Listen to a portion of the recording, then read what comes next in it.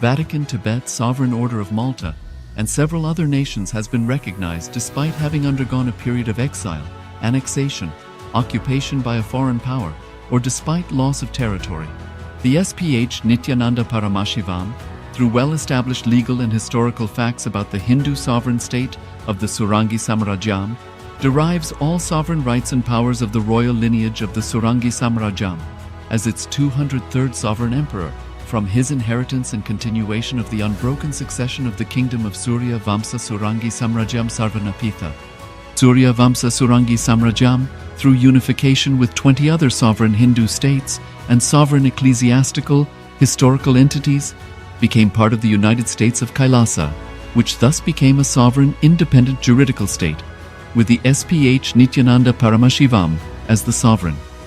Just as how the oceanic nations like Tuvalu have safeguarded their sovereignty from the existential threat of total submersion by amending their constitution and asserting that their sovereignty will persist regardless of the loss of their territory, Kailasa, which is a sovereign continuation of 21 sovereign Hindu states and sovereign ecclesiastical historical entities, is also reviving and continuing the Kumari Kandam Hindu nations that got submerged. As per the doctrine of continuity, these facts imply that the Kailasa's statehood is recognized by international law and manifests as a natural outcome of well-established historical legal facts. Share your time, talent, and treasure. Become part of Kailasa. Sign up as an eCitizen https://kailasa.ecitizen.info.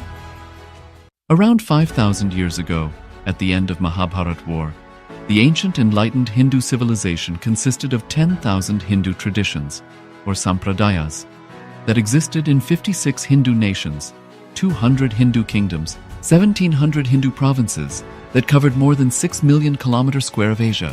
The Supreme Pontiff of Hinduism, SPH, Bhagavan Sri Nithyananda Paramashivoham, is the reviver of Kailasa, this ancient enlightened Hindu civilizational nation.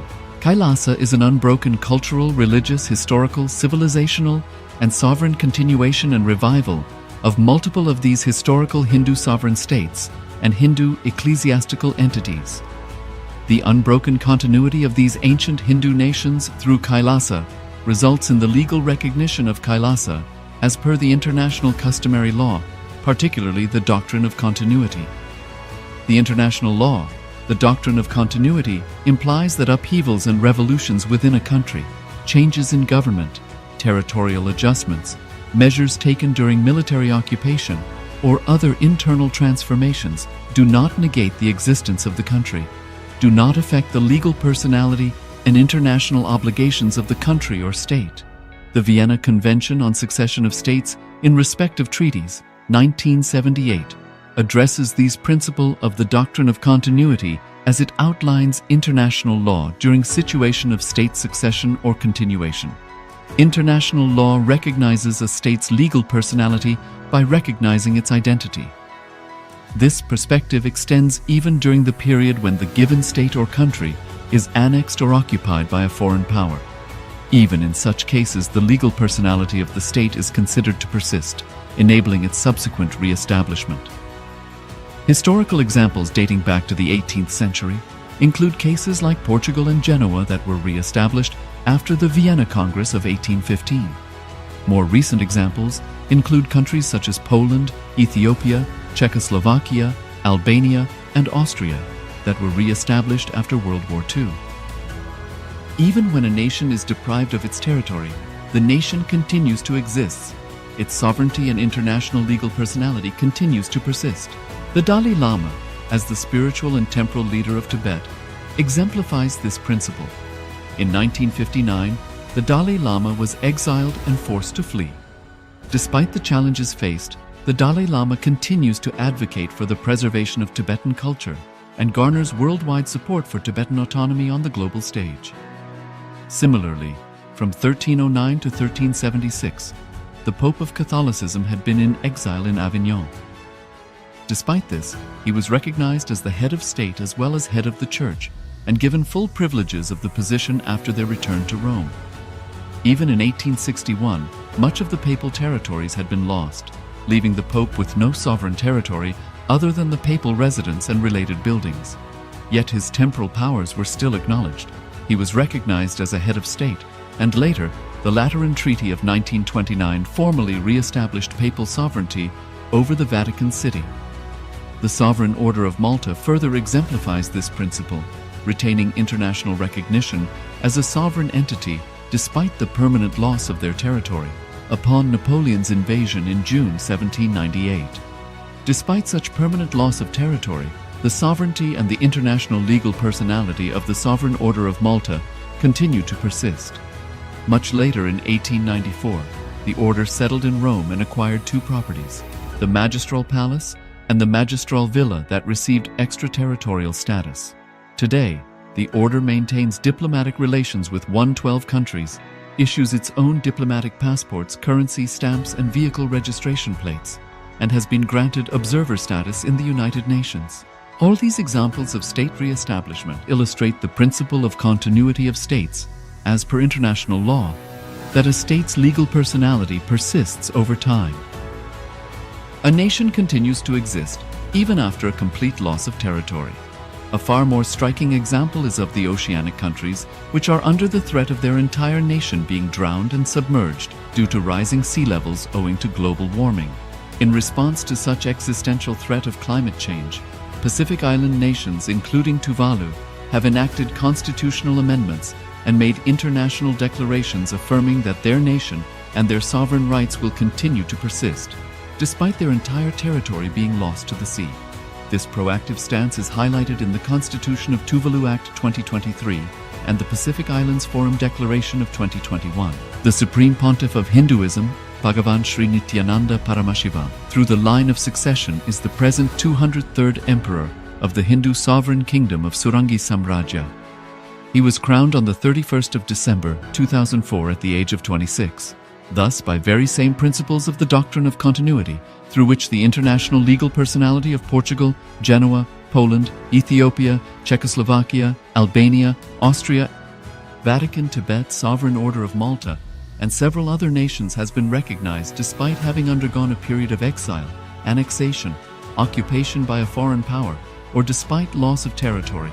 The SPH Nithyananda Paramashivoham, through well-established legal and historical facts about the Hindu sovereign state of the Surangi Samrajyam, derives all sovereign rights and powers of the royal lineage of the Surangi Samrajyam as its 203rd sovereign emperor, from his inheritance and continuation of the unbroken succession of the kingdom of Surya Vamsa Surangi Samrajyam Sarvanapitha. Surya Vamsa Surangi Samrajyam, through unification with 20 other sovereign Hindu states and sovereign ecclesiastical, historical entities, became part of the United States of Kailasa, which thus became a sovereign, independent juridical state, with the SPH Nithyananda Paramashivoham as the sovereign. Just as how the oceanic nations like Tuvalu have safeguarded their sovereignty from the existential threat of total submersion by amending their constitution and asserting that their sovereignty will persist regardless of the loss of their territory, Kailasa, which is a sovereign continuation of 21 sovereign Hindu states and sovereign ecclesiastical historical entities, is also reviving and continuing the Kumari Kandam Hindu nations that got submerged. As per the doctrine of continuity, these facts imply that the Kailasa's statehood is recognized by international law and manifests as a natural outcome of well-established historical legal facts. Share your time, talent, and treasure. Become part of Kailasa. Sign up as an e-citizen https://kailasa.ecitizen.info. Around 5,000 years ago, at the end of Mahabharat War, the ancient enlightened Hindu civilization consisted of 10,000 Hindu traditions, or sampradayas, that existed in 56 Hindu nations, 200 Hindu kingdoms, 1,700 Hindu provinces that covered more than 6 million kilometers square of Asia. The Supreme Pontiff of Hinduism, SPH, Bhagavan Sri Nithyananda Paramashivoham, is the reviver of Kailasa, this ancient enlightened Hindu civilizational nation. Kailasa is an unbroken cultural, religious, historical, civilizational, and sovereign continuation and revival of multiple of these historical Hindu sovereign states and Hindu ecclesiastical entities. The unbroken continuity of these ancient Hindu nations through Kailasa results in the legal recognition of Kailasa as per the international customary law, particularly the doctrine of continuity. The international law, The doctrine of continuity implies that upheavals and revolutions within a country, changes in government, territorial adjustments, measures taken during military occupation, or other internal transformations do not negate the existence of the country, do not affect the legal personality and international obligations of the country or state. The Vienna Convention on Succession of States in Respect of Treaties, 1978, addresses these principles of the doctrine of continuity as it outlines international law during situation of state succession or continuation. International law recognizes a state's legal personality by recognizing its identity. This perspective extends even during the period when the given state or country is annexed or occupied by a foreign power. Even in such cases, the legal personality of the state is considered to persist, enabling its subsequent re-establishment. Historical examples dating back to the 18th century include cases like Portugal and Genoa that were re-established after the Vienna Congress of 1815. More recent examples include countries such as Poland, Ethiopia, Czechoslovakia, Albania, and Austria that were re-established after World War II. Even when a nation is deprived of its territory, the nation continues to exist. Its sovereignty and international legal personality continues to persist. The Dalai Lama, as the spiritual and temporal leader of Tibet, exemplifies this principle. In 1959, the Dalai Lama was exiled and forced to flee. Despite the challenges faced, the Dalai Lama continues to advocate for the preservation of Tibetan culture and garners worldwide support for Tibetan autonomy on the global stage. Similarly, from 1309 to 1376, the Pope of Catholicism had been in exile in Avignon. Despite this, he was recognized as the head of state as well as head of the church and given full privileges of the position after their return to Rome. Even in 1861, much of the papal territories had been lost, leaving the Pope with no sovereign territory other than the papal residence and related buildings. Yet his temporal powers were still acknowledged. He was recognized as a head of state, and later, the Lateran Treaty of 1929 formally re-established papal sovereignty over the Vatican City. The Sovereign Order of Malta further exemplifies this principle, retaining international recognition as a sovereign entity despite the permanent loss of their territory upon Napoleon's invasion in June 1798. Despite such permanent loss of territory, the sovereignty and the international legal personality of the Sovereign Order of Malta continue to persist. Much later in 1894, the order settled in Rome and acquired two properties, the Magistral Palace and the Magistral Villa that received extraterritorial status. Today, the order maintains diplomatic relations with 112 countries, issues its own diplomatic passports, currency stamps, and vehicle registration plates, and has been granted observer status in the United Nations. All these examples of state re-establishment illustrate the principle of continuity of states, as per international law, that a state's legal personality persists over time. A nation continues to exist even after a complete loss of territory. A far more striking example is of the oceanic countries, which are under the threat of their entire nation being drowned and submerged due to rising sea levels owing to global warming. In response to such existential threat of climate change, Pacific Island nations, including Tuvalu, have enacted constitutional amendments and made international declarations affirming that their nation and their sovereign rights will continue to persist, despite their entire territory being lost to the sea. This proactive stance is highlighted in the Constitution of Tuvalu Act 2023 and the Pacific Islands Forum Declaration of 2021. The Supreme Pontiff of Hinduism, Bhagavan Sri Nithyananda Paramashivoham, through the line of succession is the present 203rd Emperor of the Hindu Sovereign Kingdom of Surangi Samrajya. He was crowned on the 31st of December 2004 at the age of 26. Thus, by very same principles of the doctrine of continuity, through which the international legal personality of Portugal, Genoa, Poland, Ethiopia, Czechoslovakia, Albania, Austria, Vatican, Tibet, Sovereign Order of Malta, and several other nations has been recognized despite having undergone a period of exile, annexation, occupation by a foreign power, or despite loss of territory.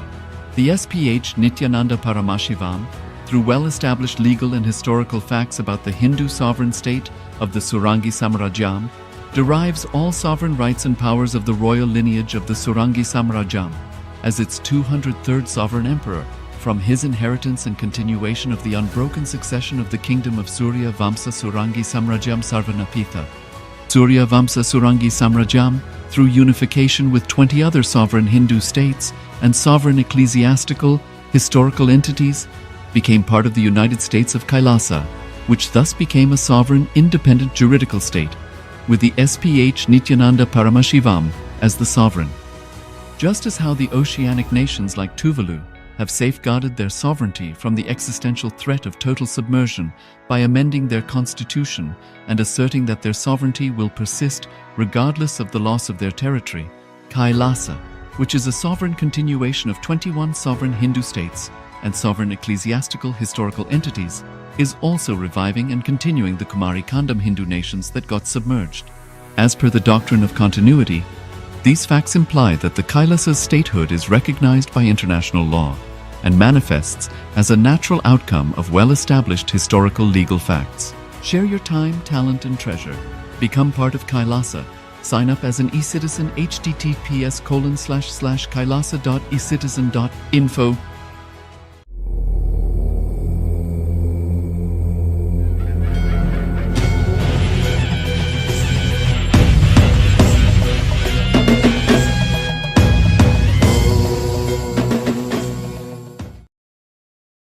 Welcome to the Pratama Vinyasa Krama 108 Asana sequence of Nithyananda Yoga. Before we start the yoga session, we request all the male bodies to please remove your upper cloth, for yoga is a ritual, and male bodies remove the upper cloth for any Hindu ritual. All the female bodies, please tie up your hair, and we request all the participants to please wear a black dress, apply vibhuti on your forehead. If you are a male body, apply it on the 16 places over your body. Apply kumkum and any aushadha from the Supreme Pontiff of Hinduism you have available. Wear your Rudraksha mala, the abharanam, to intensify the energy which you can hold throughout the yoga practice. Also, make sure to keep a Shri Yantra, which is a sacred mandala, in your room where you practice the yoga. If you don't have a Shri Yantra available, don't worry. We are projecting it in the background of our acharyas. Now settle down on your yoga mat and get ready for the ritual of yoga. Sit straight with your head, neck and spine in a straight line. Join your hands in Namaskara Mudra in front of your heart center. Close your eyes. Visualize Swamiji in your inner space as we chant the Sadguru Vandanam. Nithyanandam Paramasukadam Kevalam Jnanamurtim Dvandvatitam Gaganasadrasham Tattvamasyaadilaksham Ekam Nityam Vimalamachalam Sarvadhi Sakshibhutam Bhavatitam Trigunarahitam Sadgurum Tam Namami. Next, we are going to chant the Shiva Mula mantra. Om Ham Haum Shivaya Namaha 11 times. Please follow along internally.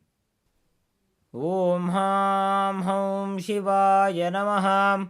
Om Ham Haum Shivaya Namaha. Om Ham Haum Shivaya Namaha. Om Ham Haum Shivaya Namaha. Om Ham Haum Shivaya Namaha. Om Ham Haum Shivaya Namaha. Om Ham Haum Shivaya Namaha. Om Ham Haum Shivaya Namaha.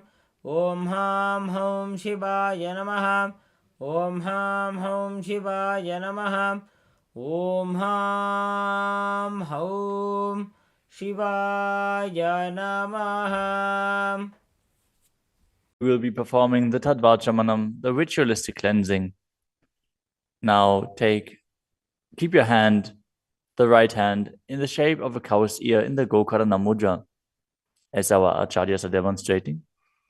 Then take an udani of water, pour it into your right palm. We're going to chant a mantra thrice. Each time, sip the water from the bottom of your palm whenever the word Swadha is chanted. Om Atmatattvam Shodhayami Swadham. Take another udani of water. Om Vidyatattvam Shodhayami Swadham. Pour another udani of water into your palm. Om Shivadattvam Shodhayami Swadham. Now wash your right hand with the water from the Panchapatram and wipe your lips twice with the bottom of your thumb as we chant. Om Ham Hridayaya Namaha. Now wash your hand again. With the index, middle and ring fingers joined together, touch above the upper lip and below the lower lip. Wash your hand again. With the index fingers and thumbs joined together, touch the right nostril, the left nostril. And with the ring finger and thumb joined together, touch the right eye, left eye, and the right ear and the left ear. Wash your hand again. With the little finger and thumb joined together, touch the navel, the right chest and the left chest. And with all fingertips joined together, touch on top of the head, the right shoulder, left shoulder, and your heart center. Now wash your hand again. As you clasp the right hand over top of the left, place both hands on the right thigh. Set the Sankalpa, the conscious resolution, what it is that you want to manifest today in today's Nithyananda Yoga session as we chant the Sankalpa mantra.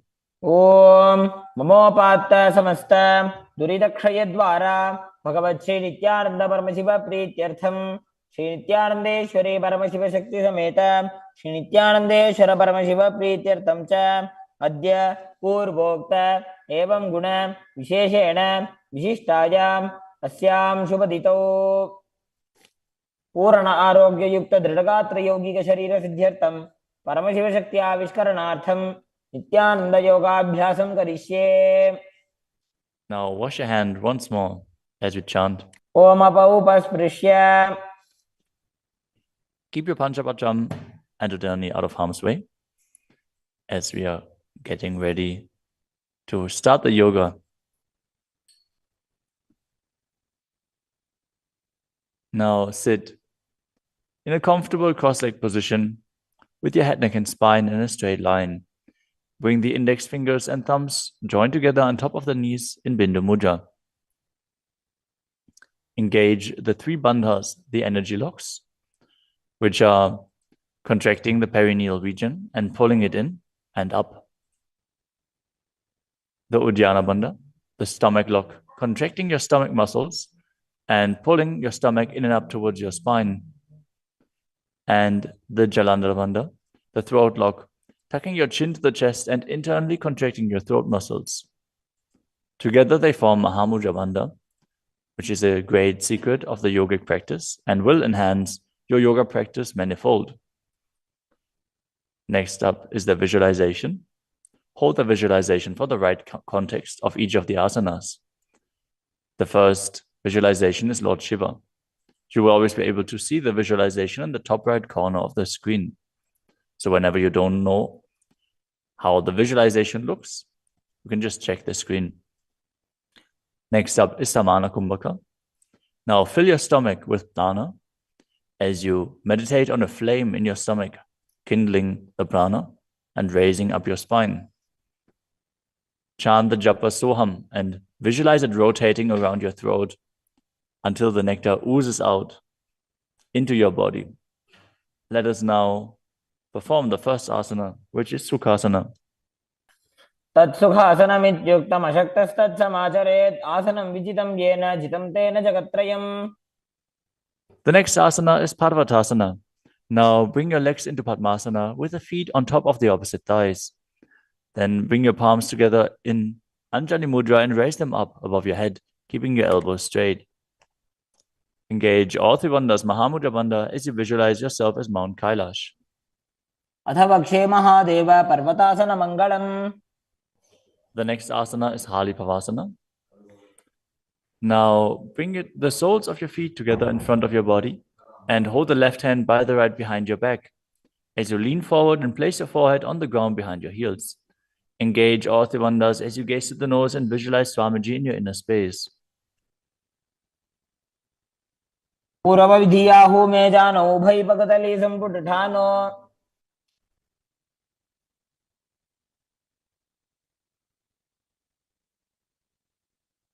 The next asana is Nagi Pavasana. Now keep the soles of your feet together and stretch your hands out in front of the feet, cupping your palms, placing them down on the ground as you place your forehead on the ground behind your heels. Engage all three bandhas and gaze to the tip of your nose, visualizing yourself as a snake. पुरव विधि परियागाने नीचौ हो वेकहुनि फनास्यो लगाई.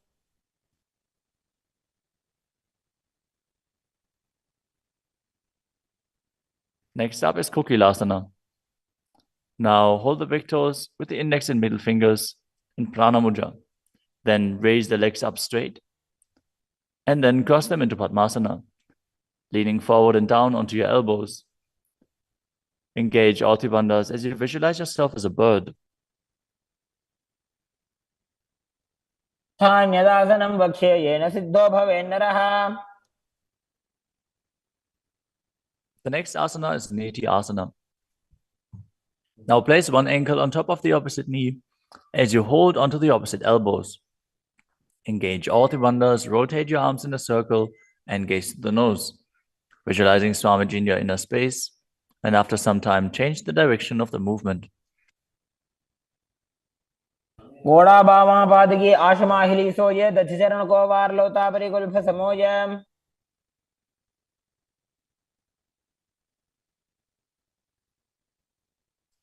The next asana is Gajasana. Now press your hands onto the ground, lifting your hips up high.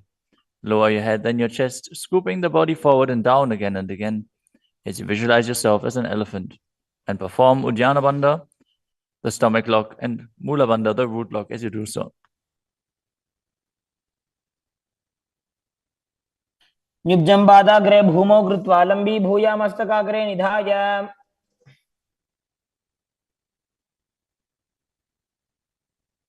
The next asana is Vrikshasana. From the same position, alternate pressing the heel of one foot into the ground while lifting the other heel up. Visualize yourself as a bear as you keep Uddiyana Bandha and Mula Bandha engaged. एकैकं पादमाकुञ्च्य गजासनं कुर्यात् वृक्षासनं भवति. The next asana is Vaishyasana. Now stand tall on the mat with the tips of the on the tips of the big toes, with all other toes raised off the ground. As you keep your head, neck, and spine in a straight line and bring your index, middle, and ring fingers to the heart center in Hridaya Mudra. Visualize Swamiji in your inner space and perform Uddiyana Bandha and Mula Bandha. केशेन पादयुगलं बद्ध्वा तिष्ठेत दोमुखः.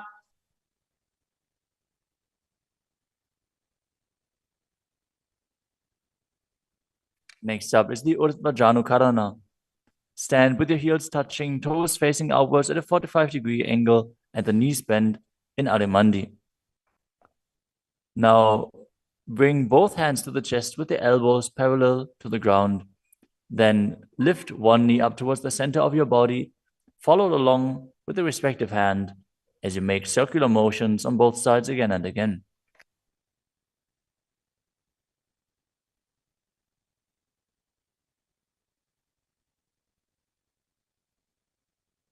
The next asana is Balalingasana. Now interlace your fingers from the outside in Sarvashankari Mudra and hold on to one knee, pulling it up towards your chest. Keep your head, neck, and spine in a straight line and visualize yourself holding a baby as you engage all three bandhas, Mahamudra Bandha.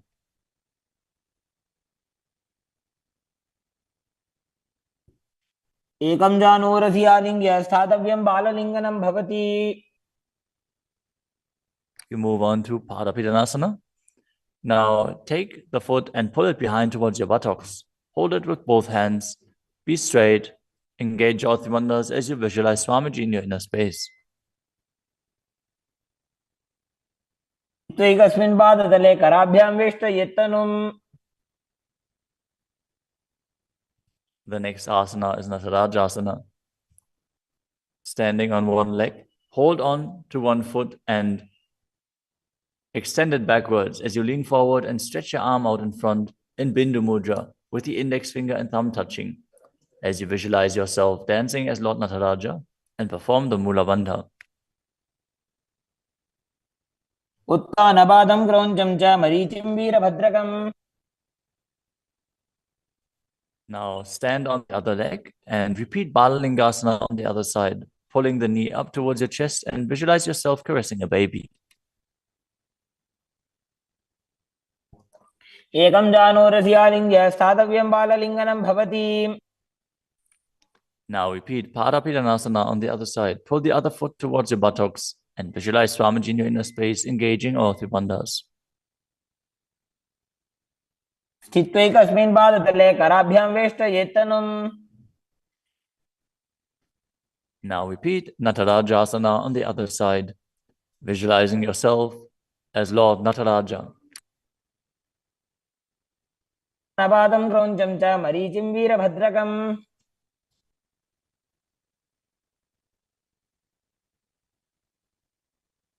Next up is the Ardha Rechita Karana. From Adimandi position, bring the right foot behind the other with the toes down and the heel up. Keep the left hand at the chest and swing the right arm back and forth, gracefully moving the fingers one by one. Now keep the right hand over top of the nose, uncross your ankles, and repeat the movement on the other side.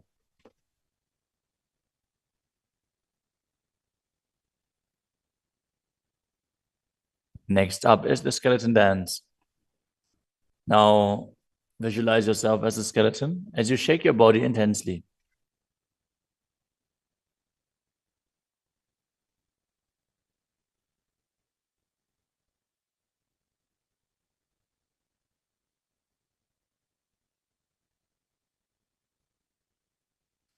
We move on to Katichina Karana. From Adimandi, with the heels together, toes pointing outwards and the knees bent, bring your hands above your head with the arms crossed, palms facing backwards. Now open your hips to one side and open the arms along above your head. Return to the center and repeat the movement on both sides again and again.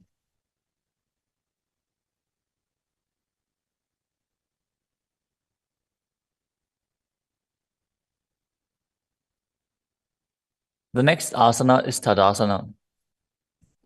Now stand tall on the tips of the big toes as you raise your hands up above your head, beside your ears. Engage all three bandhas. Visualize yourself as a palm tree as you internally chant the new japa Shivoham. महामुद्राबद्ध कोनो ताड़ासन विभेदकान्. Next up is Uttanasana. From a standing position, lean forward and down, bringing your hands flat to the ground. Take precaution in the case that you are a pregnant woman, for pregnant women shouldn't perform any of the forward bends. Now engage all three bandhas and bring your forehead towards the knees as you visualize Swamiji in your inner space.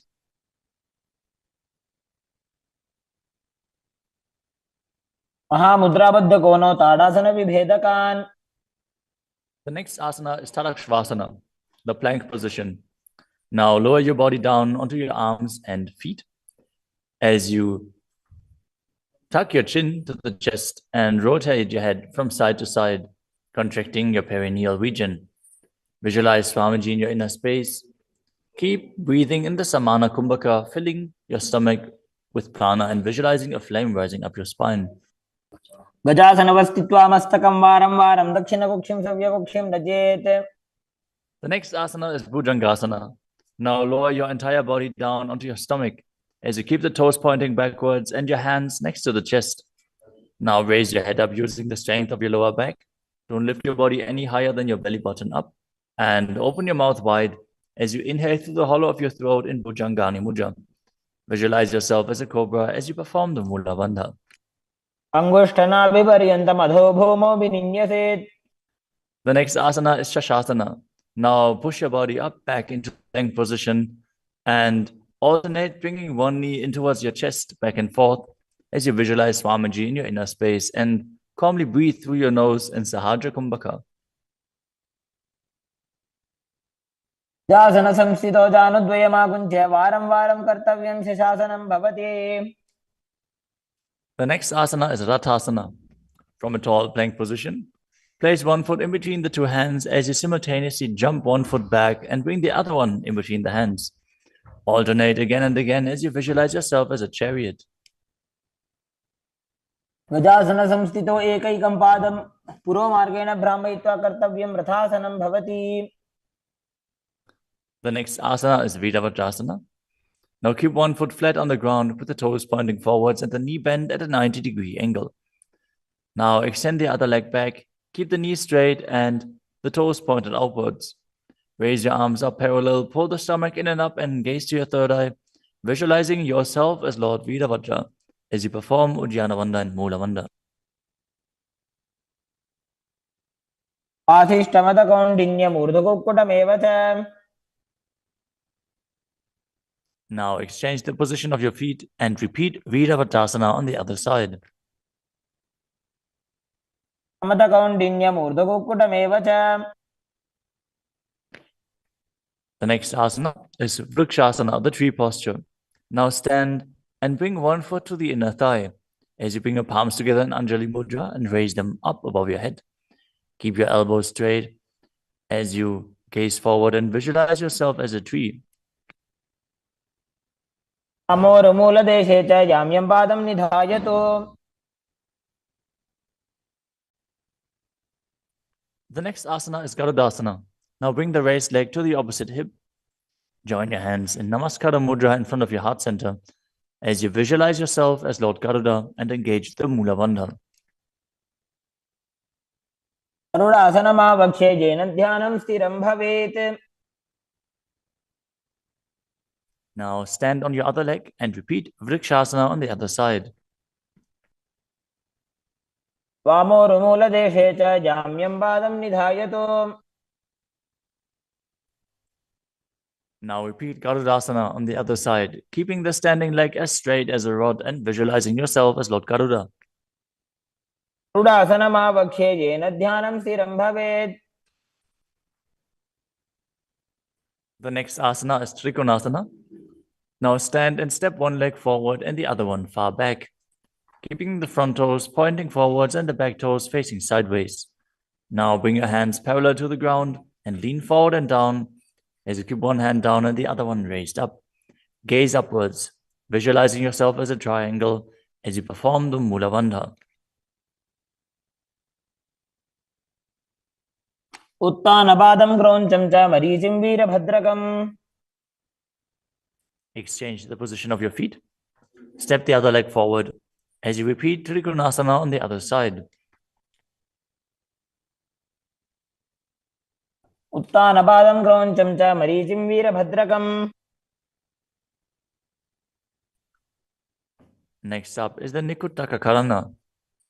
From Adimandi position, heels touching, toes pointing outwards and the knees bent, raise one heel off the ground and bring your hands in front of the heart center with the palms facing each other. Now stump the rest heel to the ground, raise the other heel up and exchange the position of your hands again and again.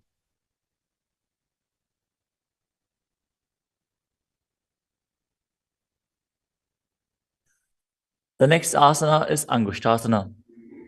Now lower your body down onto the tips of your toes, placing the perineum on the back of your heels. Raise your knees off the ground and keep them together as you join your palms in front of your heart center in Namaskara Mudra. Visualize Swamiji in your inner space as you breathe in Brahmari Kumbhaka, buzzing like a bee on the inhalation and exhalation as you perform the Mula Bandha and internally chant the new japa Sadashivoham. अबन्धासनमित्याहुः गोरक्षासनमेव च. The next asana is Saurasana. From the tips of the toes, extend one leg straight out with the heel down and the toes up. Keep your fingers down on the ground by the sides with the palms facing forward in Vara Mudra. Visualize Swamiji in your inner space as you perform the Mula Bandha. प्रसार्य एकं पादतलं संस्थाप्य त्वेकपादकम्. The next asana is Virunanasana. Now, from Saurasana, lean forward and hold on to the big toe in Prana Mudra. As you hold the back heel with the other hand, balance. Visualize Swamiji in your inner space and perform the Mula Bandha. गुल्फस्थितो पादमेकं प्रसार्य तत्पादाग्रं संस्पृश्य तत्करेण. Now exchange the position of your feet. Stretch the other leg forward as you repeat Saurasana on the other side. प्रसार्य एकं पादतलं संस्थाप्य त्वेकपादकम्. Now again, lean forward and down, holding on to the front foot and the back heel, repeating Vidunanasana on the other side. स्थितो पादमेकं प्रसार्य तत्पादाग्रं संस्पृशेत् तत्करेण. The next asana is Brahmajarankushasana. As you keep the toes on the ground and the perineum placed on top of the heels, which are raised off the ground, keep a gap between your legs and place the back of your hands on top of the respective knees. Contract the perineal region and tuck your chin to the chest as you gaze in between the two hands in Shambhavi Mudra, with eyes opened wide, unblinking, actually gazing within. As you visualize Swamiji within and perform the Jalandhara Bandha and Mula Bandha. दो भणा पानी होय वैसे एड़ी mail रघुदानी वैसे. The next asana is Kapilasana. Now drop your knees to the ground with the toes tucked behind, sitting your perineum on the heels. As you keep your hands on top of the respective thighs and pull your stomach in and up, contract the perineal region, gaze to the tip of the nose and visualize yourself as Sage Kapila Muni. उभय पगदली समटारावे तिनकी Mahuli core मिलावे.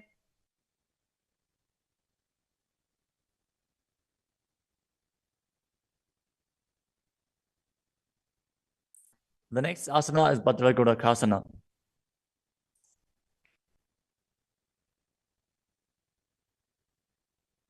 Maintain the same position as you shift your gaze up to the third eye.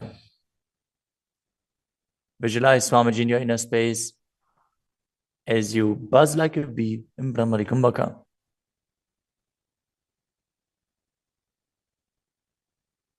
दो वो पगदली संपुट करे कोरवाली भूपरि धरे.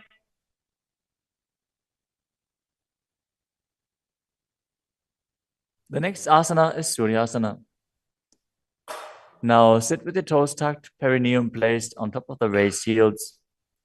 As you bring your thumbs and little fingers together in Padma Mudra, opening up the palms resembling a lotus flower.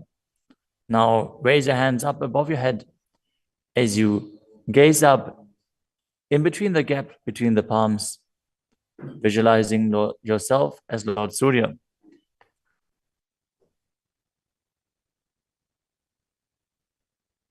एड़ी दो गुदातरी आने फना पानी बैठक अब निठाने.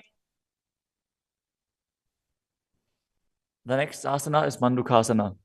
Now sit with the toes flat, perineum on the heels. As you keep your hands on top of the knees, lift the tongue up against the roof of your mouth. As you catch the nectar of immortality dripping from the Sahasrara chakra with your frog tongue, as you visualize yourself as a frog in Manduki Mudra. Gaze to your third eye, breathe calmly through your nose in Sahaja Kumbhaka as you perform the Mula Bandha. तलो पृष्ठ देशे अंगुष्ठे द्वे च संस्पृशेत्.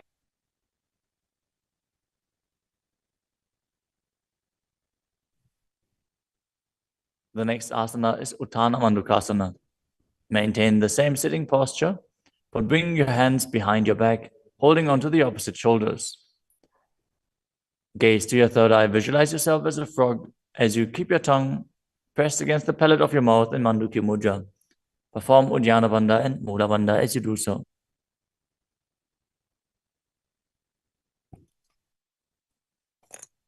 मंडूकासन मध्यस्थं कुर्पराभ्यां धृतं शिरः. The next asana is Simhasana. Now cross your ankles and sit on your feet. As you keep the knees wide, fingers spread on top of the knees, open your mouth wide, stick out your tongue and exhale forcefully as you gaze at the tip of your nose and visualize yourself as a lion.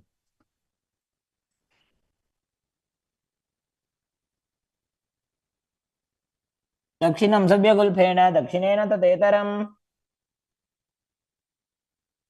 The next asana is Bhadrasana. Now sit with your heels under the perineum, the knees open wide, then cross your hands behind your back and hold onto the big toes in Prana Mudra. As you gaze at the tip of your nose, visualize Swamiji in your inner space and return to buzzing like a bee in Brahmari Kumbhaka. गुल्फौ च वृषणस्याधो व्युत्क्रमेण समाहितः. The next asana is Kakapusandi asana. Now squat and keep the feet flat on the ground as you keep your knees open wide and bring your arms in and around the raised knees. Interlace your fingers behind your back if you can. As you visualize yourself as a crow and gaze to the tip of your nose as you engage the Mula Bandha.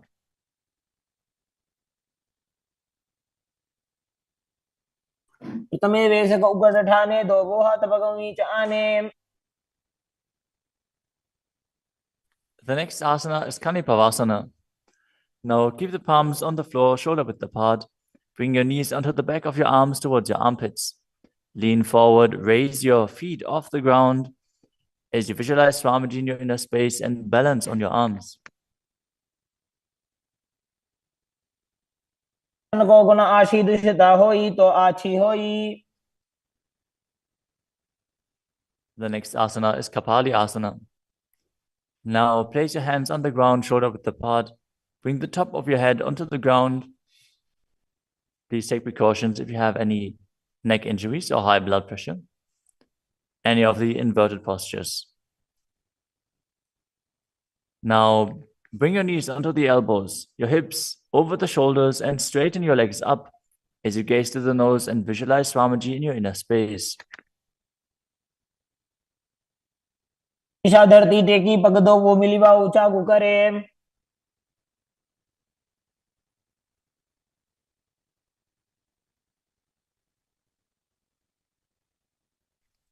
The next asana is Parshvamayurasana.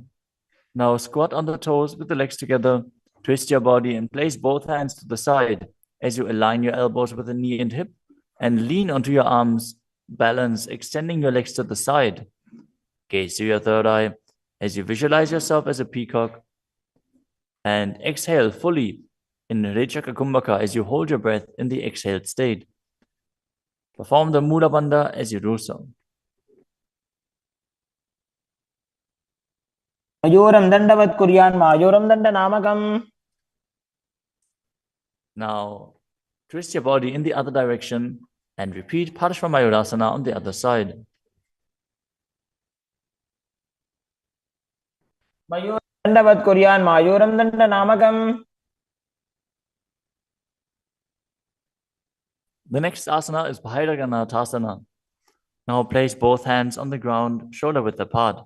Stretch your legs back straight into Tadakshvasana, the plank position. As you step one foot outside the respective shoulder and bring it in between the two hands. Gaze to your third eye. Visualize yourself as Lord Kala Vaidava. As you breathe in your Rechaka Kumbhaka and perform the Mula Bandha. आसन की गुण पीती जागी. Now step the front foot back and step the other foot outside the shoulder in between the hands. Gaze to your third eye in Shambhavi Mudra with the eyes open wide, unblinking, as you visualize yourself as Lord Kala Bhairava.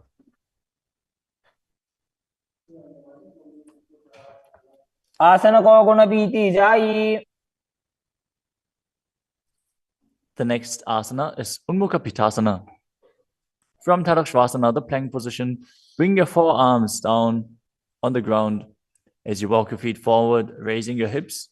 Lift your chest and head up and gaze to your third eye, visualizing Swamiji in your inner space.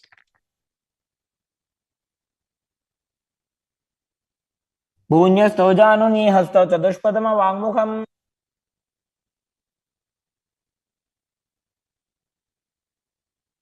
The next asana is Vashishthasana. From Tadakshvasana, rotate your body onto one hand and raise the opposite hand up. Keep the balancing hand directly beneath your shoulder as you raise your hips and gaze up towards the sky, visualizing yourself as Sage Vashishta as you perform the Mula Bandha. ऊर्ध्वकुक्कुटवासिष्ठ मरीचिहल मत्स्यकम्. Now twist your body in the other direction. Balance on the other hand as you repeat Vashishthasana.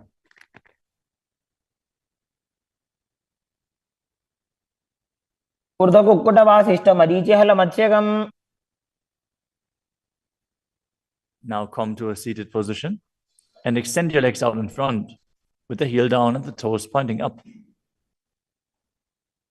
Now bring your hands under the buttocks with the palms facing up. Keep your spine straight, elbows close to your body. Tuck your chin to the chest. Contract the perineal region. As you gaze to the nose, visualize yourself as Lord Hanuman and internally chant the new japa Mahasadaशिवोहम.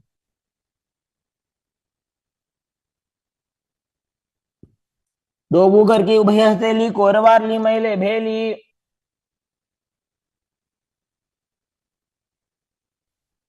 Next up is Paschimottanasana.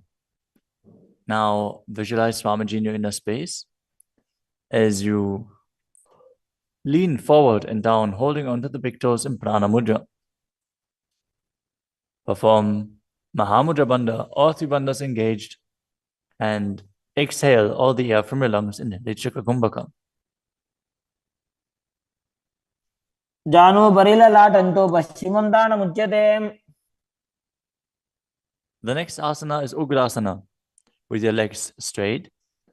Interlace your fingers behind your neck. Lean your chest forward and down, bringing your head to the knees by the strength of your core. Engage all three bandhas as you visualize Kali in your inner space. शुभानिभ्यां दृढं धृत्वा जानुभरि शिरोन्यसेत्. The next asana is Marichi Asana.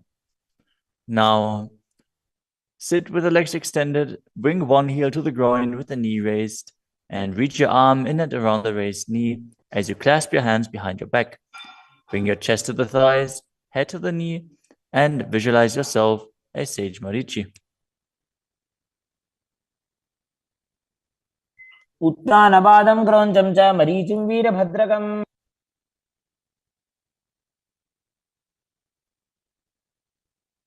Now drop the knee down to the ground and lean forward, holding onto the front foot with both hands. As you exhale all the air from your lungs, gaze to the nose, visualize Swamiji, and perform Mahamudra Bandha in Mahamudrasana. मुद्रां प्रवक्ष्यामि तन्त्रेऽस्मिन् मम वल्लभे. Now extend the other leg out. Bring the other heel towards the perineum with the knee raised. As you lean forward and interlace your fingers behind your back in Marichi Asana on the other side. उत्तानपादं क्रौञ्चं च मरीचिं वीरभद्रकम्. Now drop the knee down, lean forward, hold onto the foot, engage all three bandhas, repeating Mahamudrasana on the other side. महामुद्रां प्रवक्ष्यामि तन्त्रेऽस्मिन् मम वल्लभे. The next asana is Bhadrasana 2. As you sit and bring the soles of the feet together with your heels close to the perineum, keep your knees wide, hold your feet firmly with both hands, and maintain a straight spine as you gaze to the nose and visualize Swamiji in your inner space. कुल्भौ तु वृषणस्यादः सीवन्त्याः पार्श्वयोः क्षिपेत्.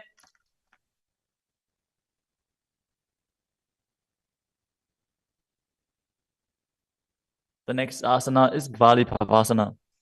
From Bhadrasana, extend your feet away from your body. Keep the toes together, heels apart, knees wide open. As you place your hands on the respective knees, tuck your chin to the chest and gaze to the nose. Visualize Swamiji in your inner space. Perform the Jalandhara Bandha and Mula Bandha. ध्रुवचर्पट चौक कखियो सोजी वाही विधियो की जे सोई. The next asana is Joni Asana. Now sit, keep the soles of the feet together and the heels close to your perineum as you visualize the Yoni Mandala, which is projected on the screen.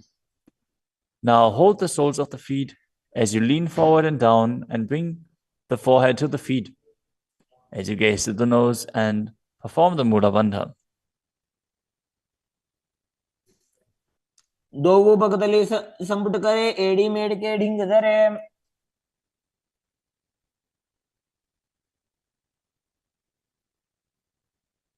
The next asana is Midaki Pavasana. As you sit and keep the heels together, toes apart and the knees wide, lean forward and down and extend your hands out to the side.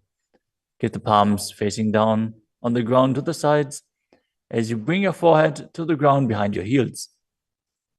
Gaze to your nose, visualize Swamiji and perform the Mula Bandha.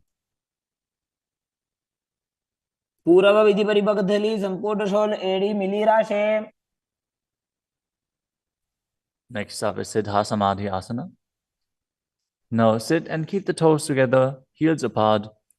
As you bring your arms below the shins, extend them out to the sides and keep the palms facing up. Bring your forehead to the ground above your feet as you bring your toes near your throat if you can. Gaze to the tip of your nose, visualize Lord Surya in your inner space and perform the Mula Bandha. दोबो पकतली संपुट करे शोले मेड़ आगा में धरे. Next up is Chinaki Pavasana. Now sit and keep the heels together, toes apart, as you hold the feet and open them up like a book, bringing the backs of your hands onto the ground and the elbows pressing down on the thighs. Gaze at the nose and visualize Swamiji in your inner space. दो बगांगी एड़ी धरती मगिवा मेड़ लगावे. The next asana is Chadapata Chukasana. Sit and bring the soles of the feet together with the heels at your perineum. Open the knees and place your hands on top of the knees as you gently press them down. Pull your stomach in and up, gaze to your third eye as you visualize Swamiji in your inner space. दोबो पकतली संपुट धारे आगा ने कर jar पसारे.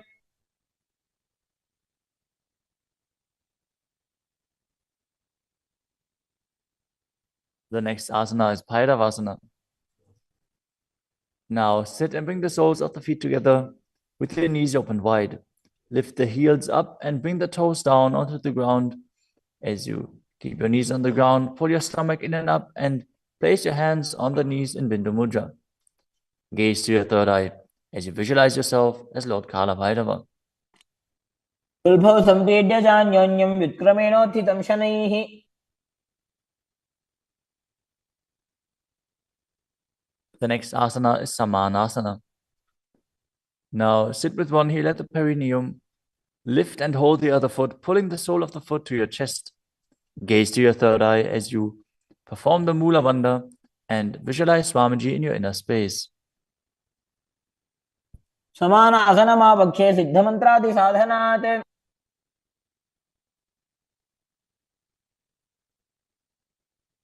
The next asana is Apanasana. As you sit, place one leg on top of the respective shoulder and raise the other foot upwards and straight. Keep the hands on the ground to the sides as you gaze to your third eye and visualize Swamiji in your inner space. परं पादमेकं च स्कन्धे चारोऽपि यत्नतः. Now repeat Samanasana on the other side.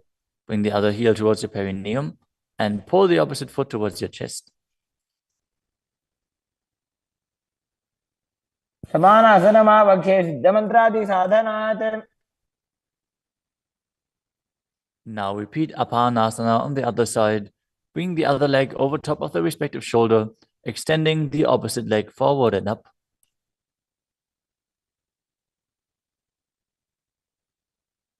परं पादमेकं च स्कन्धे चारोऽपि यत्नतः.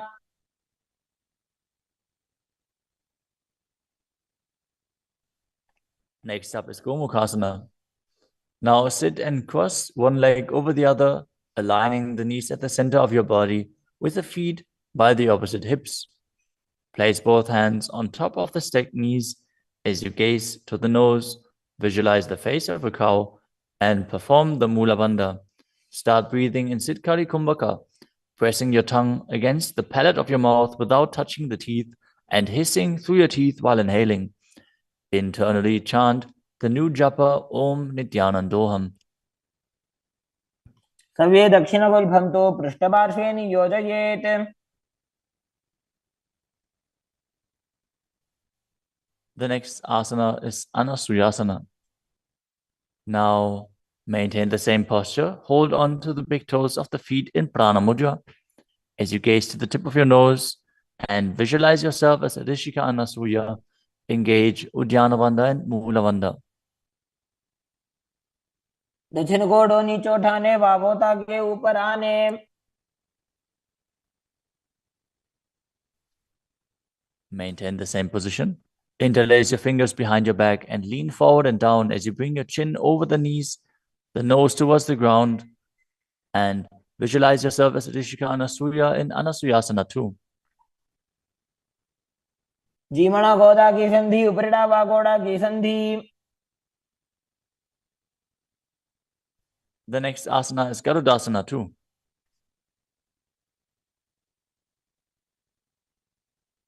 Now sit on the ground with one heel pressed against the perineum. As you keep the opposite foot flat on the ground with the knee raised to your chest.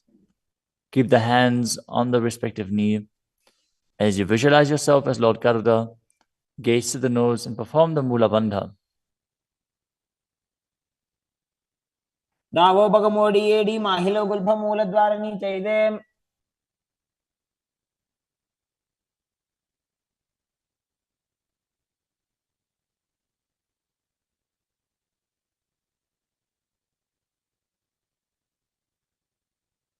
The next asana is Naradasana. Now, sit and place your perineum on top of one heel as you interlace your fingers behind your neck and twist your elbows outside of the raised knee. Gaze to your third eye and visualize yourself as Narada as you perform the Mula Bandha. पिष्टि जवाम पगदली केरी भूपरिता हिलगा बेफेरी। Next up is Matsya Pitakasana. Now place one foot on top of the opposite thigh. Wrap the respective arm around the knee, holding onto the opposite shin as you hold the big toes with the other hand in Prana Mudra. Visualize yourself as Matsya, the fish avatar of Lord Vishnu, as you perform the Mula Bandha. नवामांगुष्टंतो गृहीतं मध्य पीठकम्।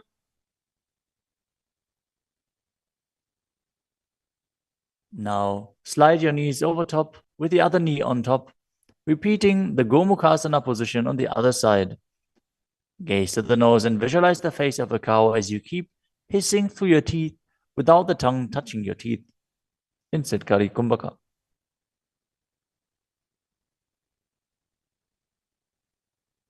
सव्ये दक्षिणगुल्फं तु पृष्ठपार्श्वे नियोजयेत्।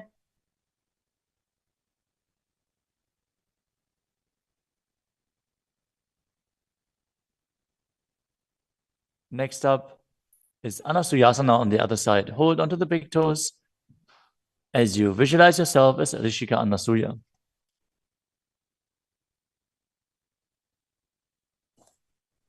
दक्षिण कोडो नीचे उठाने वावोता के ऊपर आने।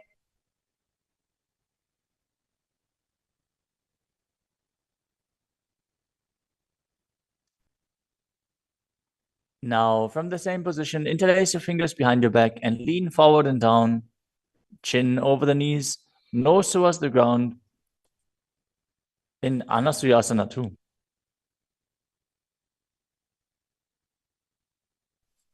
जीमणा गोदा की संधि उपरिड़ा वागोड़ा की संधि।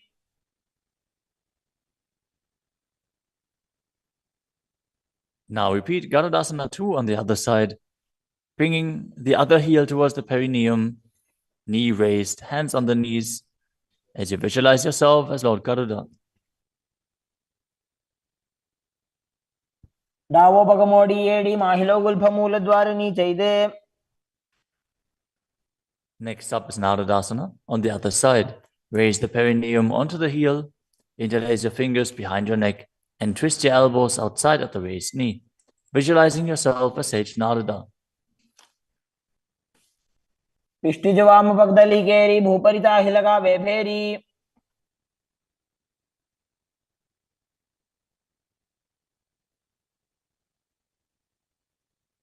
Next up is Matsya Pitakasana on the other side. Now place the other foot on top of the opposite thigh.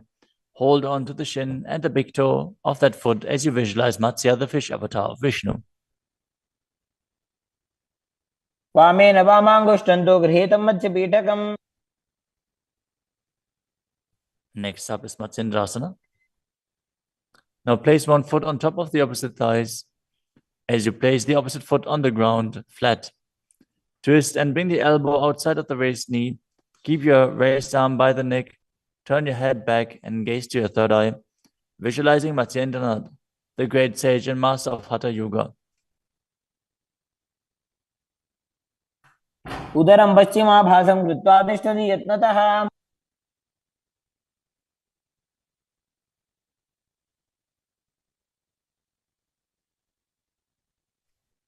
The next asana is Kubhasana. From Matsyendrasana, twist and bring your elbow outside of the raised knee as you extend your hand down to the foot, keeping the opposite hand at the respective ear. Twist your body back. Gaze back and up towards your third eye, visualizing yourself as a camel. आसन को गुण झोल हो जाए. Next up is Matsyendrasana 2. Keeping the hand extended down towards the foot, place your hand behind your body onto the ground as you gaze up to your third eye and visualize Matsyendranath. मत्स्येन्द्रपीठं जठर प्रदीप्तिं Prachanda रुक्मण्डल खण्डनास्त्रम्. Now repeat Matsyendrasana on the other side. Extend the other leg out. Bring the opposite foot onto the thigh as you twist your elbow outside of the raised knee and gaze back.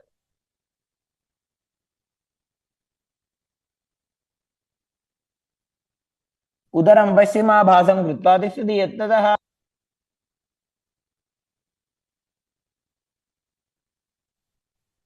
The next asana is Kubhasana on the other side. Now hold on to the front big toe in Prana Mudra as you keep the other hand towards the respective ear, gazing back and up towards your third eye and visualizing yourself as a camel. आसन को गुण झोल हो जाए. The hand to the ground behind you. Twist your body even further as you visualize Matsyendranath in Matsyendrasana 2.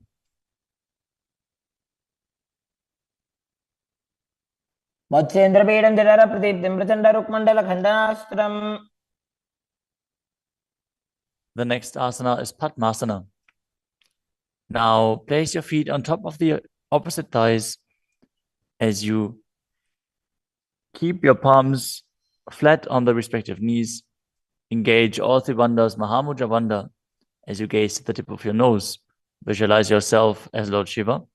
Breathe in Sitali Kumbhaka, now pressing your tongue against the back of the teeth, hissing while inhaling as you internally chant the new japa Om Nithyananda Mahasadaशिवोहम. आसनं द्विविधं प्रोक्तं पद्मं वज्रासनं तथा. The next asana is Padmasana 2.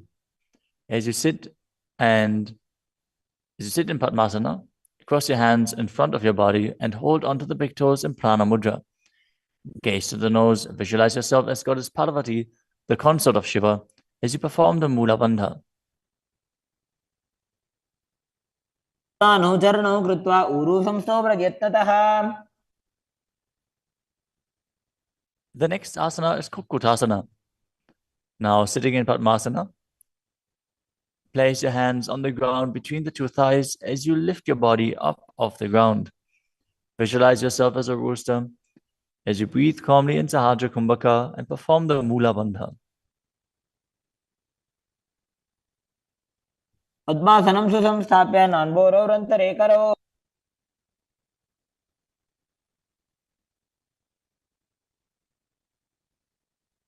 The next asana is Baddha Keki Asana. From Padmasana, raise up onto the knees as you bring your hands flat on the ground with the fingers pointing backwards. Keep the elbows together, press them against the navel, and then lean forward.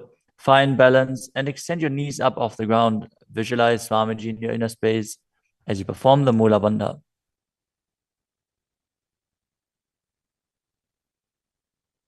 धरामवष्टभ्यकरद्वयेन तत्पूर्वपरि स्थापितानाभिपार्श्वः.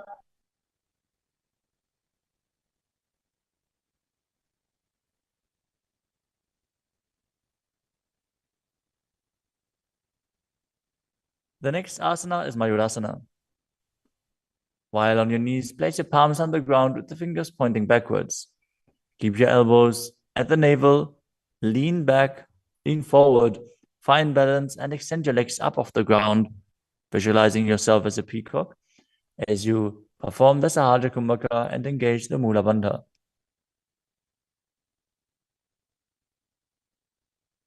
अथ वक्षे Mahadev मयूरासनमुत्तमम्.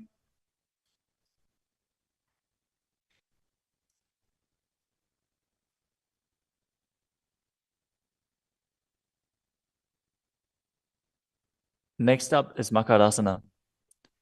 Lay down on your stomach with the feet pointing outwards and the forehead on the mat. Interlace your fingers behind your neck as you visualize yourself as a crocodile and perform the Mula Bandha. अध्यासशेते हृदयं निधाय भूमौ च पादौ च प्रसार्यमानौ. As you lay on your stomach, place your hands on the ground beside your chest. Raise your legs up, bring the thighs off the ground, visualizing yourself as a locust. In Shalabhasana. अध्यासशेते करयुग्म वक्षो भूमिमवष्टभ्य करयोस्तलाभ्याम्. The next asana is Ushtrasana. As you lay on your stomach, bring your hands to the feet. Pull the feet down towards the ground outside of your hips. As you visualize yourself as a camel and perform the Mula Bandha. अध्यासशेते पदयुग्म व्यस्तं पृष्ठे निधाय विधृतं कराभ्याम्.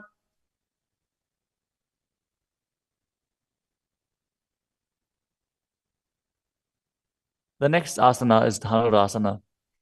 From Ushtrasana, tighten the grip on your feet and kick the legs back and up as you lean forward and lift your chest off the ground. Gaze up to your third eye and visualize yourself as Pinaka, Lord Shiva's bow. Perform the Mula Bandha as you do so.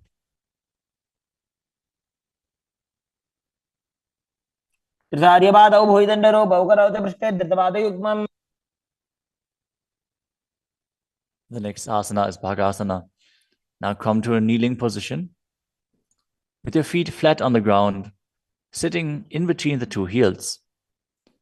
Place your hands on top of the knees. Visualize Swamiji in your inner space. Breathe calmly through your nose in Sahaja Kumbhaka. As you gaze to your third eye, contract the perineal region in Mula Bandha and internally chant Om Nithyananda Paramashivoham.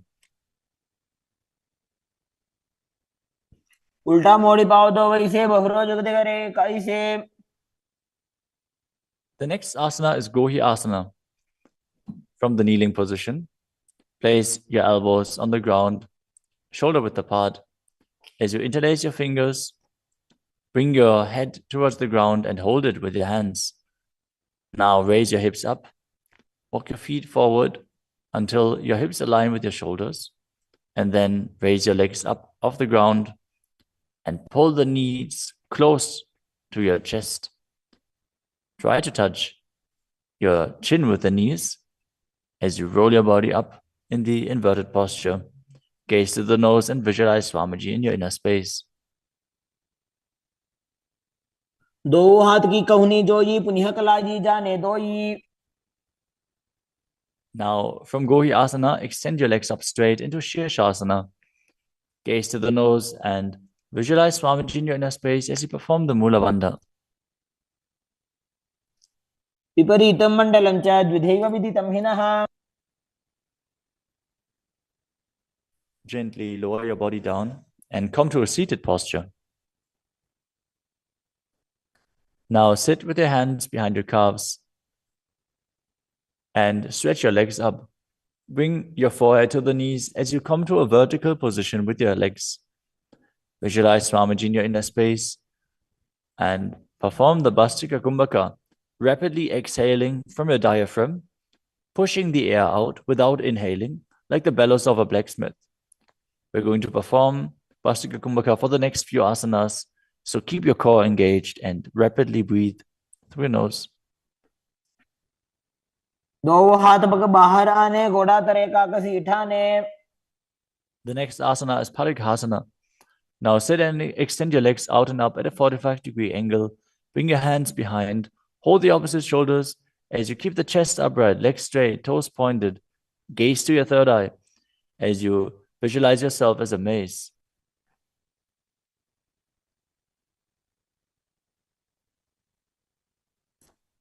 उत्तानशयनं कृत्वा पादौ मिलित्वा प्रसार्य. Keep breathing rapidly as you sit and extend your legs out and up at a 45-degree angle. Keep your arms parallel to the ground or bring them down to the ground as you gaze to your third eye and visualize yourself as a boat in Naukasana. तानशयनं कुर्पराभ्यां भूमिमवष्टभ्य. Next up is Rudrasana. Now sit and lift your feet up. Scoop your hands under the heels and pull the feet towards your chest. Keep your spine upright, gaze to the nose as you visualize yourself as Lord Rudra. Perform the Mula Bandha as you do so. The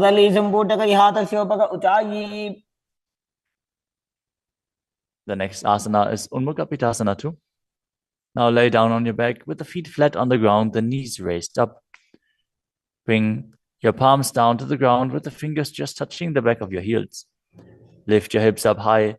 Press the feet into the ground as you tuck your chin to the chest, gaze to the nose, and visualize Swamiji in your inner space. ऊर्ध्वे च जानुनी कृत्वा शवित्वोर्ध्वमुखं तथा उत्थाप्य हस्तौ तिष्ठेत्तु पीठ उन्मुख नामके. Now lower your body down flat onto the ground. Keep the palms facing up next to your hips. As you contract the perineal region and forcefully pull the Kundalini Shakti up along your spine towards your Sahasrara Chakra in Shakti Chalan Mudra. Relax. Completely unclutch from any micro movements of the body and mind. As you visualize that your body is dead and the Supreme Pontiff of Hinduism, Swamiji, is liberating you. Internally chant the Mahavakya, Om Nithyananda Paramashivoham.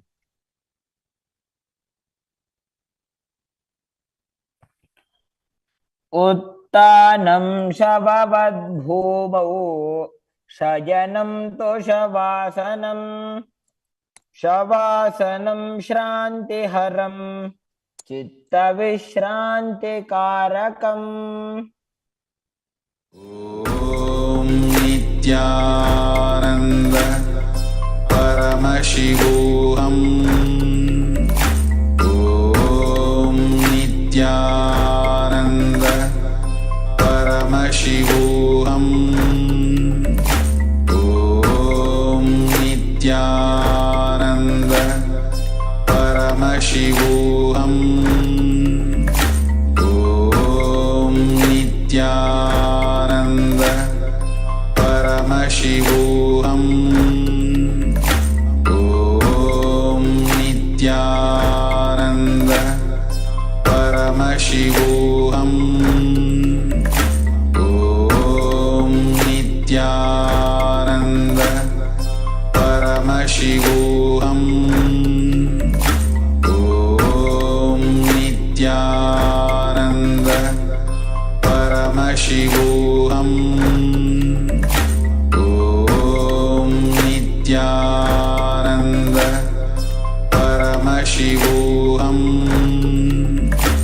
ॐ नित्यानन्द परमशिवोऽहम्. ॐ नित्यानन्द परमशिवोऽहम्. ॐ नित्यानन्द परमशिवोऽहम्. ॐ नित्यानन्द परमशिवोऽहम्. ॐ नित्यानन्द परमशिवोऽहम्. ॐ नित्यानन्द परमशिवोऽहम्.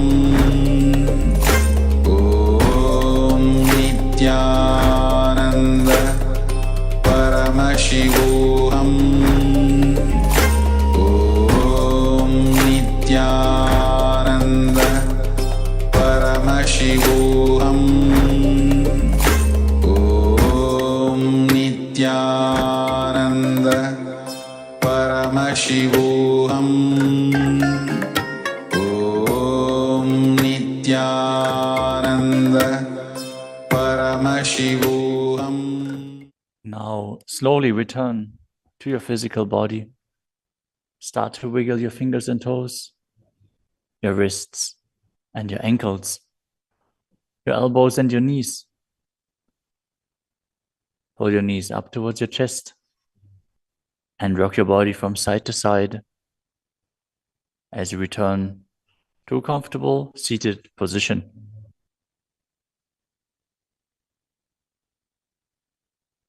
Congratulations! You completed the first 108 asanas of the sequence, which are the Pratama Vinyasa Krama. We are now going to continue the sequence with the next asana, which is Yathasana Nishthasana. Now sit in a posture that brings ease to your physical and mental space. Bring your hands on top of the knees in Bindu Mudra. Visualize Swamiji in your inner space. Breathe in Samana Kumbhaka, filling your stomach with prana and meditating on the flame kindling in your stomach as you perform the Mula Bandha and internally chant the Mahavakya, Om Nithyananda Paramashivoham.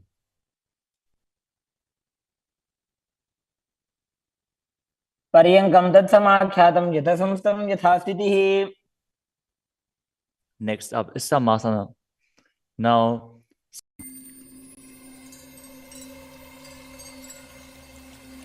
I welcome you all with my love and respect. Let you all open all your three eyes. Om Nithyananda Paramashivoham.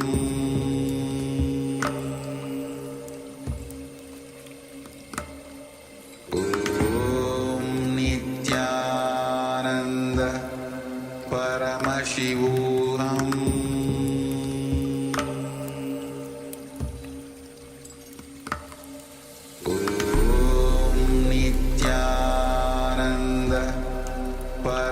Paramashivoham.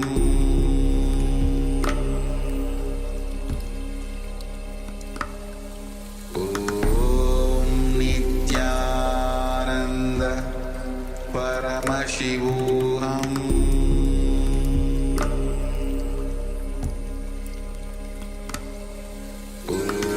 Om Nithyananda Paramashivoham. Paramashivoham.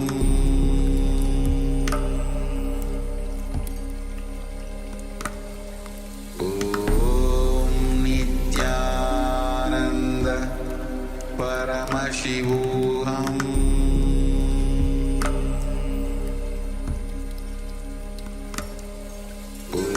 Om Nithyananda Paramashivoham. Paramashivoham.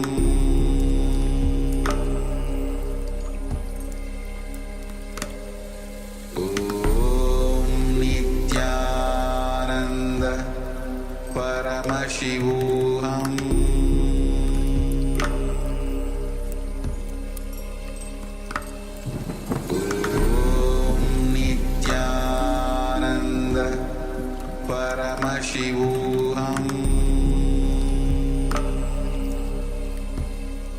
Paramashivoham.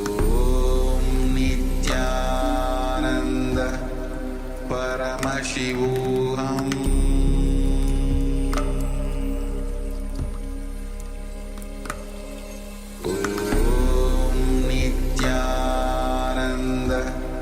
Paramashivoham.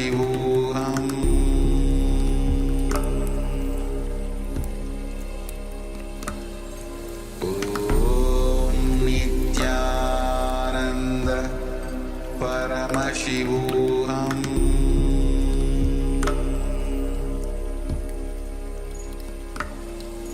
Om Nithyananda Paramashivoham.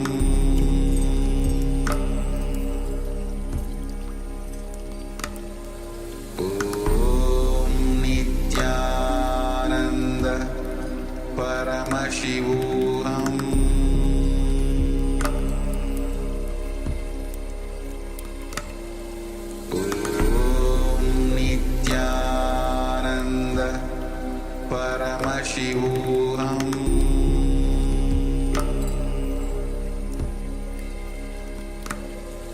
Om Nithyananda Paramashivoham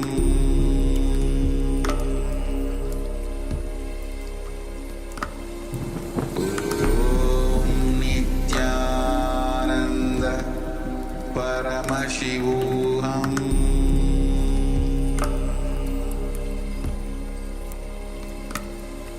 Om Nithyananda Paramashivoham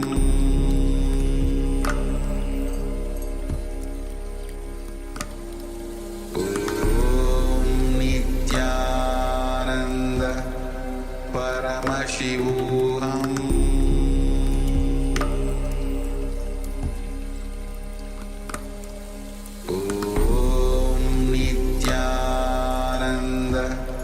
Paramashivoham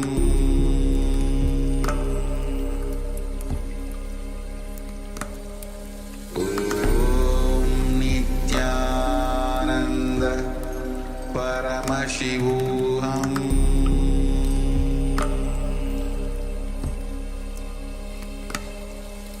Om Nithyananda Paramashivoham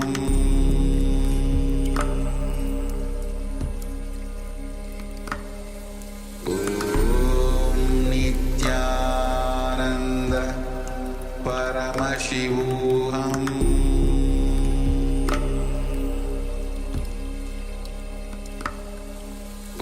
Om Nithyananda Paramashivoham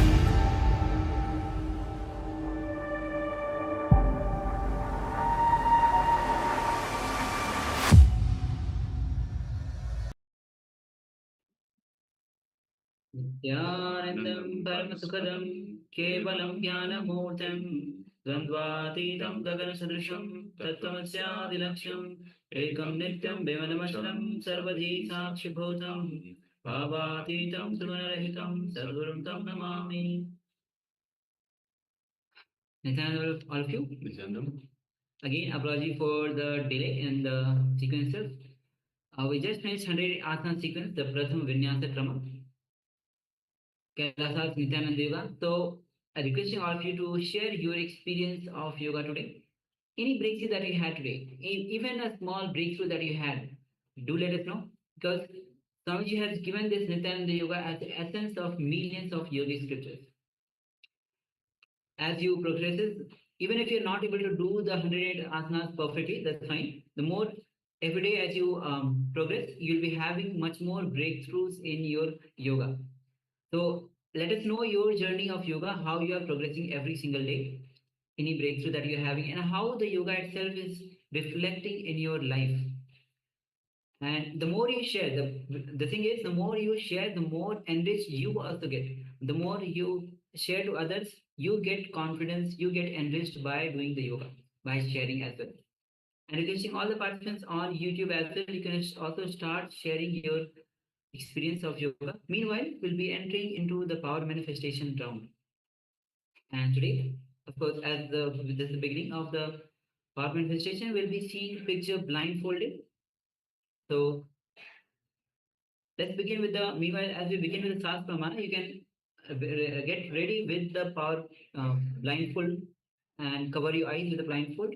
Or if you don't have the blindfold, you can use the piece of cloth to cover your eyes. Meanwhile, we're requesting Ma Amrita Vandani, Ma Nada Yogini, Ma Kali Wang, Ma Anupama, Wang Shi Ben, and also with the name iPad. Please be available, switch on your cameras and be available in the cameras. All right. So let's enter into the SUPREME for manifesting the power of third eye. Yes, so the Shastra Pramana is the scriptural reference to manifest these powers of the third eye. And it goes as Kapalam Dharmano Nyasya Tishtan Militano Lochanaha Ramena Manaso Dhadya Lakshayat Laksham Uttamam. The translation goes as by fixing the mind on the inner space within the crown center and sitting stably without any movement, having the eyes closed, in succession by that stability of the mind and inner space. Through the power of the third eye, one directly sees the ultimate goal, Lakshyam, by having the vision beyond the sight. That reveals any object or place, attaining the space of oneness with the source, Paramashiva. So with this, let's get ready to manifest this power of third eye. Understand, Swamiji is giving all these powers to us so that we start manifesting this power and get that superconscious breakthrough, that oneness, which is the ultimate goal, purpose of our own life. So let's get ready. You can cover your eyes with a blindfold now. Requesting all of you. Ma Candy, Yang Yan Hong, Ma Xiao, and also others, please switch on your cameras. And all the participants on YouTube also, you can start to cover your eyes. And also you can share your revelations after the power manifestation in the YouTube chat. Shortly, we'll give you the link to join us via to it. All right. So, yes. So, Ma, with the name iPad, could you rename yourself with... Okay. So, can you rename yourself? And we are about to start the power manifestation. You can cover your eyes also with the blindfold or the piece of cloth. So, as you sit with your head, neck, spine, and straight line, visualize Swamiji in your inner space. Any form, any sweetest form that you have very close to your heart of Swamiji. Remember that form in your inner space. Feel his energy overflowing throughout your whole system, filling your entire trillions of cells, getting energized with Swamiji's energy. And every cell, every pore of your body is getting energized with Swamiji's energy. Feel his infinite love, his grace and compassion overflowing through you.